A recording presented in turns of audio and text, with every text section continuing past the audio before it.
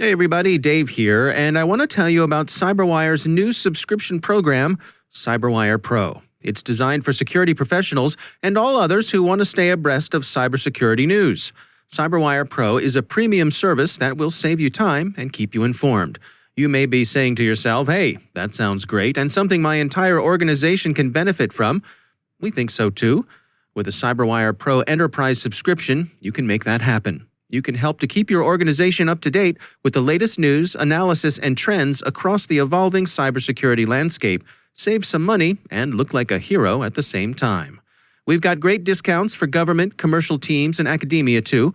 To learn more, visit thecyberwire.com/pro and click on the Contact Us link in the Enterprise box. That's thecyberwire.com/pro and then click Contact Us in the Enterprise box, and we will help you become that office hero. Hackers for hire find criminal work during the pandemic. The U.S. Department of Energy is said to have taken possession of a Chinese-manufactured transformer.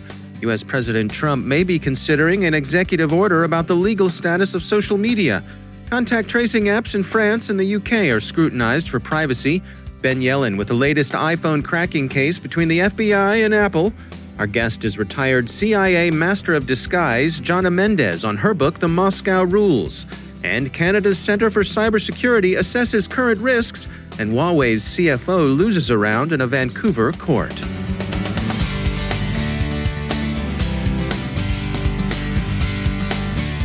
And now, a word from our sponsor, the University of San Diego.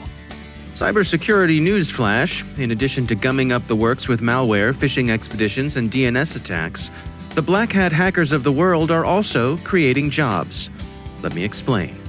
Cybercrime is causing so many headaches and financial losses for many CEOs that companies everywhere are paying top dollar for cybersecurity talent. By some estimates, the financial damage caused by the global cybercrime epidemic each year is about to hit $6 trillion. That's why employers across all industries are paying six-figure salaries for cybersecurity pros with the right experience and training. University of San Diego and its online cybersecurity engineering master's degree program are doing a lot of reporting on this. They also offer an outstanding online training program if you're interested in sharpening your skills to advance your career or to transition into cybersecurity. Connect with the team at sandiego.edu/cyberwire. Mention this podcast and they'll waive the fee to apply. That's sandiego.edu/cyberwire. And we thank the University of San Diego for sponsoring our show. Funding for this CyberWire podcast is made possible in part by McAfee, security built natively in the cloud for the cloud. To protect the latest like containers, to empower your changemakers like developers, and to enable business accelerators like your teams. Cloud security that accelerates business. It's about time. Go to McAfee.com/time. From the CyberWire studios at Data Tribe, I'm Dave Bittner with your CyberWire summary for Thursday, May 28, 2020. Google's threat analysis group says that various hack-for-hire outfits, most of them based in India, are spoofing World Health Organization operators using thinly disguised Gmail accounts. The campaigns are for the most part spear phishing efforts, and they use COVID-19-themed phishbait. It's not entirely clear for whom the hired skids are working. Google's report comes wrapped in a discussion of how national espionage services are trying to take advantage of the pandemic, but the activity it ascribes to the hackers for hire, credential harvesting, identity theft, and so on, are at least as consistent with ordinary criminal activity. While espionage services have used criminal hired guns in the past, there's certainly enough conventional crime underway to keep the hirelings busy. By the way, a study by Inky finds that an awful lot of the COVID-19 phishing traffic in circulation seems to come from U.S. IP addresses. So we can all climb down off of those high horses, fellow Yankees. The U.S. executive order on securing the United States bulk power system described itself as a cybersecurity measure, but was noteworthy for its concentration on hardware, including transformers, as opposed to the more usual concentration on networks.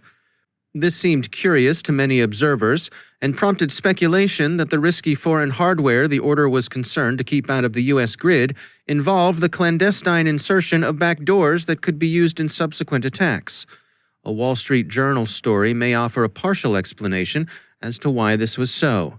Last summer, the U.S. Department of Energy diverted a Jiangsu Huapeng-produced transformer destined for Denver to Sandai National Laboratory, where it's been under study since, presumably for whatever security risk it represents. Neither the Department of Energy nor Honeywell, the contractor that runs Sandai National Laboratory for the department, was willing to comment to the Journal, but Sandai has long been concerned with supply chain risks. According to the Wall Street Journal and others, President Trump is considering another executive order, one that would change legal protections social media companies currently enjoy under Section 230 of the Communications Decency Act. The proposed measure would move toward treating social media platforms not as a protected public square, but rather as a monopoly that exerts substantial control over individual speech. The rumored executive order is generally being received as connected with Twitter's recent fact-check of a presidential tweet, in which Twitter added a fact-check link to two of President Trump's tweets about problems he saw with mail-in ballots. The fact-check link text was a restrained "get the facts about mail-in ballots," and Twitter's CEO Jack Dorsey explained yesterday that, quote, "This does not make us an arbiter of truth. Our intention is to connect the dots of conflicting statements and show the information in dispute so people can judge for themselves. More transparency from us is critical so folks can clearly see the why behind our actions," end quote. The National Assembly and the Senate yesterday approved Stop COVID, the exposure notification app developed for voluntary deployment to French users' smartphones. The CNIL, the National Privacy Watchdog Agency, had approved the app on Tuesday, according to SecureWeek. Euronews says that the contentious debate that surrounded the vote focused on privacy concerns and on getting assurances that Stop COVID would be independent of Apple and Google, so big tech couldn't become Big Brother. Over in the UK, computing has been close reading the National Health Service's Test and Trace website. What they've extracted from the text of the British government site isn't especially reassuring with respect to privacy protections. Sure, it's in beta, so take what comfort you may from that, but computing sniffs that the appearance of such Americanisms as personal identifying information suggests that the whole thing was rushed out. The site reads in part, quote, "If you have had a positive test for COVID-19, we will ask for information about your illness, recent activities you did, and people you met whilst you were potentially infectious. If you are a contact of a person who tested positive, we will ask about your health and provide health advice to keep yourself and others safe," end quote. You can ask the government to delete your data, but you've got no absolute right to such deletion, and the government plans to hang on to your information for 20 years. Jana Mendez enjoyed a long and fascinating career in the CIA, including serving as Master of Disguise for the agency. Along with her husband, Antonio Mendez, she's co-author of the book The Moscow Rules, which describes some of the cat-and-mouse games played between U.S. and Russian intelligence agencies throughout the Cold War. Tony had been writing down the rules over the years. He didn't make them up. We didn't invent them. They were just out there. They were the things that you knew or you would learn if you were getting ready for an assignment to Moscow. It was the strategy and the tactics for how you would comport yourself, how you would carry yourself in order to be able to do your job. This was a terrible place to work. There was so much surveillance on us. It was suffocating. Our job was to collect intelligence. The KGB's job was to keep us from collecting intelligence. So it was a really hard place to work. Tony had been just jotting down as he would recognize them or think of them, the Moscow Rules. It was a running list. And at the same time, Tony got Parkinson's. He was diagnosed with Parkinson's, which is a very slow but deadly disease. So it's like once you find out that you have it, there's a clock ticking. You don't know how long this is going to last. And that was sort of the impetus to maybe put this in writing. Well, let's go through some of them together. Can you share some of the rules that are specifically applicable to the spycraft that you were all using while you were over there? You've got to know your enemy. Have to know the opposition and their terrain intimately. And if you don't, it's not going to work because they know it. Now, this is from Moscow. So we would have our officers in training for over a year before they went to Moscow, and we'd hand them a map, like on day 3. Here's a map of the city. You have to learn this map. You have to know every subway stop. You have to know how the city works because you're going to be on foot. You're going to be out there in that city. You're going to walk more than you've ever walked in your life. Another rule was about listening to your gut. Never go against your gut. That's a Moscow rule. And what that meant to a CIA officer in Moscow is if you were within 100 yards of the meeting place where you were going to step forward and your agent was going to be sitting on a park bench and you were going to actually have a face-to-face meeting with him, if you had surveillance at that moment, your agent was basically going to die. They would arrest him and they would execute him. And they did that over and over. We lost a lot of agents. So at CIA, never go against your gut meant you can always abort. And there's no shame in it. And nobody is going to try and second guess you. If you come back to the office and say, it didn't feel something was wrong, something was off, that's a perfectly adequate reason to not, move forward. But at CIA, you were obliged to do that because you really were playing with people's lives.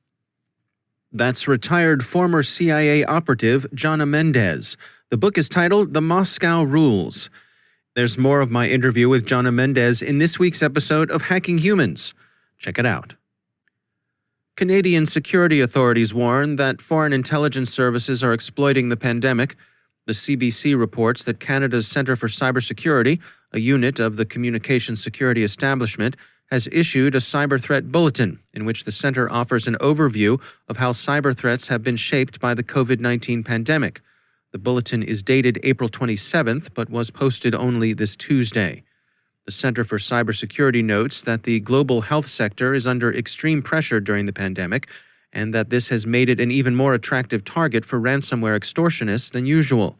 That same pressure has served to draw the attention of espionage services, who are interested not only in stealing intellectual property related to COVID-19 treatments, but in assessing the effects of the pandemic on adversaries' economies and military readiness. Both criminals and state espionage services have been using spoofed versions of Canadian government websites to collect information or install malware. The National Post reports that more than 1,500 such bogus websites have been identified during the pandemic. The center also notes that state-sponsored threat groups are themselves facing staff reductions and adopting a lower operational tempo, and seems to represent the center's assessment of the probable effects the global economic downturn is having on intelligence services. The bulletin mentions another probable effect of economic pain.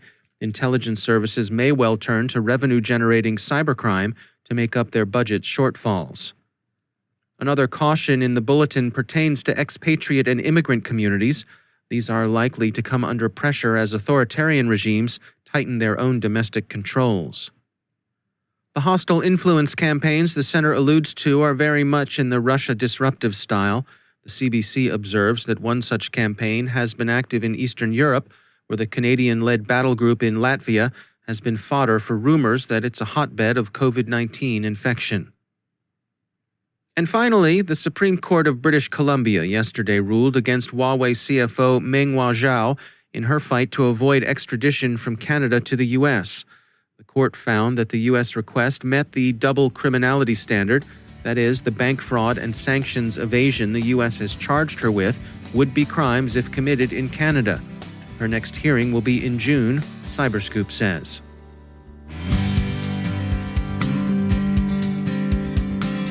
And now, a word from our sponsor, PlexTrack. PlexTrack is the ultimate purple teaming platform, guiding the healthy collaboration of your red and blue teams through a single web-based interface. PlexTrack does this by first elevating red teams, eliminating the struggle of reporting, and allowing the team to focus on what's important, identifying security issues.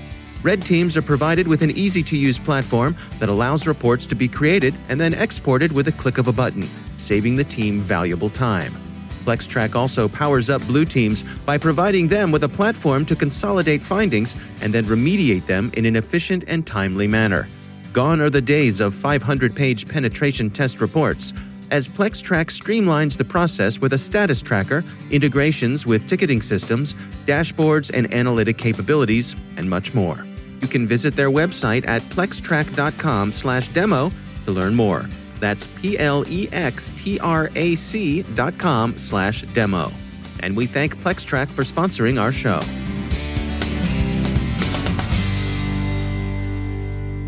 And joining me once again is Ben Yellen. He's from the University of Maryland Center for Health and Homeland Security, also my co-host over on the Caveat podcast. Ben, always great to have you back. Good to be with you once again, Dave. Article came by, this is from NBC News, and it's titled, "The FBI Cracked Another iPhone, but it's still not happy with Apple." This is something you and I have been discussing over on Caveat. This article is from Kevin Collier and Cyrus Farivar, who I've interviewed before. So Apple has cracked another phone here. Give us some of the details. So this case involves a shooting that took place in Pensacola, Florida last year. And it involved a Saudi Air Force officer accused of killing several classmates. The FBI was doing an investigation. They wanted access into this person's device. Apple, once again, as they typically do, told the FBI to pound sand. We're not going to break our own encryption for you. We're not going to help you with this. And the Attorney General of the United States, William Barr, has been a longtime advocate of these backdoors that would allow law enforcement to gain special access to these encrypted devices. Mm-hmm. The problem is that Apple keeps saying no, but the FBI keeps figuring out ways to get into these phones anyway. Mm-hmm. So, I sort of imagine somebody saying, I need a special lock to get into your house. You need to produce that, give it to me. It's for your own safety. But then they're like, I've been able to get in every time I've needed to because, I picked the lock with my finger and then I found the garage came door in through opener. The window. Yeah, exactly. And then I came in through the window. It sort of, begs the question naturally, why does the FBI need one of these back doors if they are able to get into these devices anyway?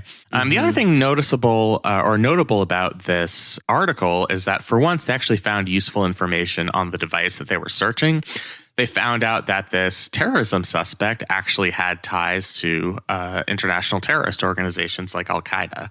And that, I don't know how that's necessarily going to be useful for us going forward, but it's certainly useful information in the context of this investigation. So oftentimes they'll crack these phones and there'll be nothing on there. It's like I tried to find out who this terrorist was communicating with and I got his, Snapchat photos or something. But here we actually have useful information. The upshot of this is Apple has been steadfast in refusing to allow these backdoors. Law enforcement keeps criticizing them, saying, you are jeopardizing public safety by not giving us this access. Yet law enforcement keeps finding ways to get into these devices anyway. It's just a very interesting dynamic.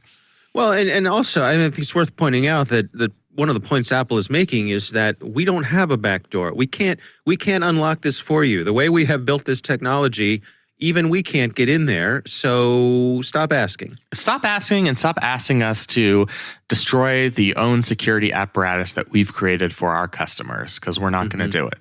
And as we've talked about a million times, there's a reason Apple didn't create a backdoor. It's in the security interests of its users. It's also probably in the security interests of the government in the long term, because these backdoors, of course, could make their way to bad actors, whether they be state actors or non-state actors. We're talking about a terrorism case. What if a terrorist organization figured out how to breach these devices? So, that's certainly something that's worthy of consideration. So from a policy point of view, do you think this weakens law enforcement's case that they need a backdoor, the fact that repeatedly they've been able to get what they need without one? I certainly think it does. Now, they could say there's going to come a point where we're not able to crack the device. We're going to need critical information and we're going to need Apple's help. But until we actually find that case, and we really have not to this point in any high profile case, then, Apple's going to say, you've already figured it out without our help. So why don't you figure it out all by yourself? So I think, that's going to be the takeaway coming from this incident as well. All right. Well, this cat and mouse continues, right? Back and forth. It will, yeah. Feels like it's never going to end. We're going to be in our 70s and there'll still be a battle going on between the FBI and Apple. Right. All right. Well, Ben Yellen, thanks for joining us. Thank you, Dave.